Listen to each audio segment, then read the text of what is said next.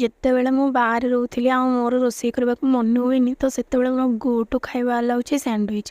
ହଁ, ବ୍ରେଡ଼ଟା ତ ମୋ ପାଖେ ଯେମିତି ହେଲେ ବି ଥାଏ, ତ ସେଥିପାଇଁ ମୋର ଗୋ ଟୁ ଖାଇବା ହେଲା ହେଉଛି ସ୍ୟାଣ୍ଡୱିଚ୍। ସେ କେଉଁ ବି ପ୍ରକାର ସ୍ୟାଣ୍ଡୱିଚ୍ ହେଇଥାଉ, ଆଳୁ ସ୍ୟାଣ୍ଡୱିଚ୍ ହେଇଥାଉ, ଦହି ସ୍ୟାଣ୍ଡୱିଚ୍ ହେଇଥାଉ, କିଛି ବି ହେଇଥାଉ।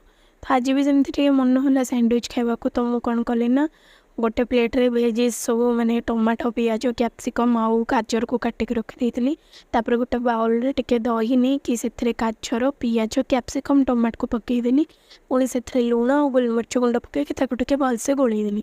ତାପରେ ଦୁଇଟା ବ୍ରେଡ଼୍ ସ୍ଲାଇସ୍ ନେଲି ଆଉ ତା'ର ଏଜେସ୍ ଗୁଡ଼ାକୁ କାଟିଦେଲି ଚାରିପଟୁ।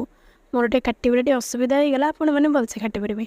ତାପରେ ଆମେ ଯେଉଁ ଦହି ଆଉ ଭେଜିସ୍ର ମିକ୍ସଚର୍ଟା ବନେଇଥିଲେ ତାକୁ ବ୍ରେଡ଼୍ ସ୍ଲାଇସ୍ର ଭଲସେ ସ୍ପ୍ରେଡ଼୍ କରିଦେଲି। ତାପରେ ସେଇ ବ୍ରେଡ଼୍କୁ ଆର ବ୍ରେଡ଼୍ଟାକୁ ତା ଉପରେ ରଖିକି ତାକୁ ହାଫ୍ କରି କାଟିଦେଲି। ମୋର ଟିକେ ଅଭ୍ୟାସ ନାହିଁ ତ ସେମିତି ହେଇଗଲା। ତ ଏବେ ମୋର ରେଡ଼ି ହେଇଗଲା ଦହି ସ୍ୟାଣ୍ଡୱିଚ୍।